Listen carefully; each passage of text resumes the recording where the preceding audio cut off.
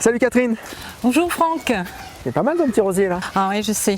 Mais tu sais, j'ai beaucoup hésité, on m'a dit que c'était difficile.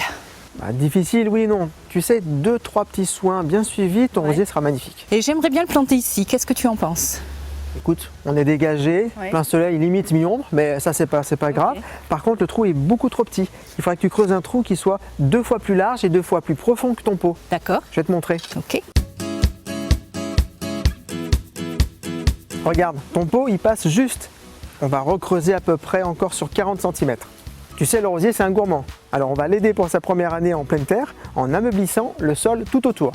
On ajoute au fond du trou du fumier et surtout on mélange avec la terre du fond pour éviter un contact direct du fumier avec les racines du rosier. Allez, je te laisse faire.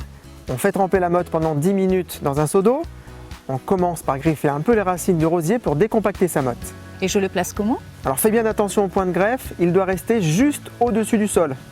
Tiens, un petit truc, tu utilises le manche de ta bêche qui nous indique le niveau du sol. Voilà, tu complètes maintenant avec la terre, tu tasses légèrement au pied en faisant une petite cuvette pour l'arrosage.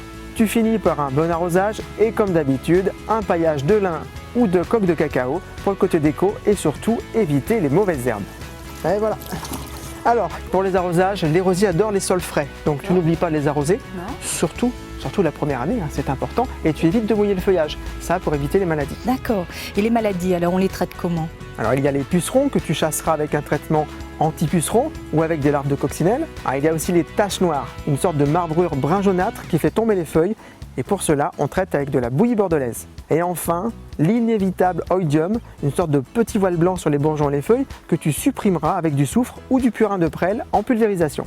Et je taille quoi exactement sur ma plante, Franck? Pour la taille, tu supprimes les branches mortes, les branches orientées vers l'intérieur du rosier et en général, tu tailles court les autres branches juste après le 3e œil. Et surtout, pendant toute la belle saison, pense bien à supprimer au fur et à mesure les fleurs fanées. Et c'est dommage, et si je voulais les laisser? Eh bien, si tu veux les laisser, tes fleurs vont s'abîmer, se ternir, se transformer en fruits et ton rosier donnera moins de fleurs. Regarde, je te montre, tu tailles en biais, juste au-dessus d'une feuille bien formée et dans 3 semaines environ, une nouvelle branche fleurit. Et voilà Catherine, te voilà prête, mais je repasserai pour les bouquets. Je te remercie Franck, à bientôt. Ciao.